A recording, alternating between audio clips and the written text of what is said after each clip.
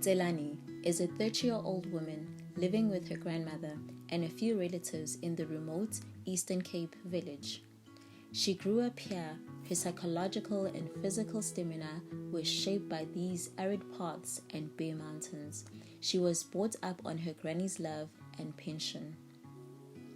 Like her friends and several others in the village, Tselane is unemployed and does not have higher education. So her means of earning a living is limited not only by these dry lands, but by how much access she has to the promises of her municipality, which is continually mandated to promise social economic development. However, she is one of a few young people who benefited from interventions by civil society organizations in her area. She was trained on how to turn wattle plants into charcoal and sell for profit. This way, she is able to earn income while saving the land from the adverse environmental impact of these aggressive invasive species. The income from the charcoal is not regular but makes a lot of difference.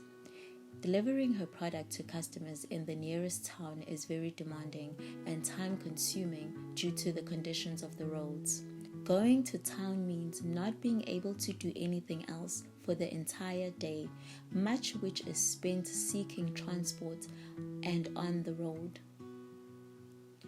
For over a year now, her ability to earn through charcoal has decreased. Her major clients have suffered major setbacks during the COVID-19 pandemic. She also struggles to obtain the chemicals she needs in her production process and the bags she uses for packaging. The factories were torched during the recent civil unrest which occurred in July. Her household continues to rely on state grants as the only consistent source of income. This is Tselane's story. It is also the story of many unemployed out-of-school youth who are too old to benefit from the child support grant and too young to qualify for the old age pension grant. A missing middle of sorts. It is just a scene in much broader and longer story. While her historical and contemporary forces beyond her limited education and location determine her socio-economic situation and those of others like her.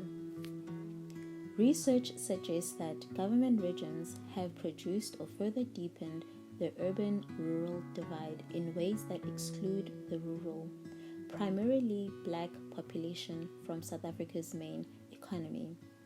Additionally, challenges like climate change, land politics, failures and resources constraints of local institutions and disasters like COVID-19 ensure that people like Tselane live most of their lives with very little access to livelihoods that are sustainable.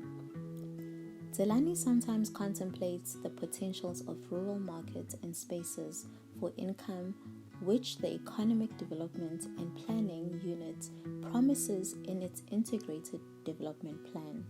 She thinks about how crop and livestock farming in her village are only a subsistence activity and seem to support survival, but do not promote wealth or livelihoods in any sustainable manner.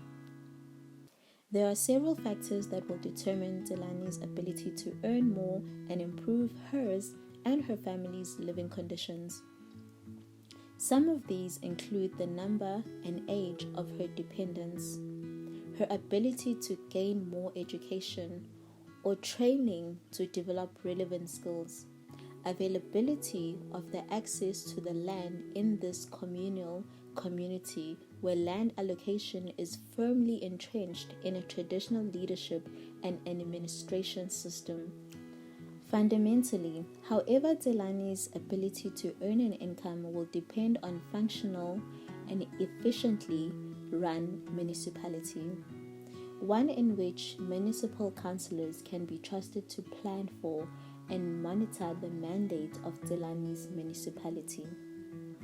Changing Tselane's life is dependent not just on several resources but most notably on the extent to which the institutions, civic, private, and state, within and outside her community interact, plan and monitor the ideals implicit in her municipality integrated development plan.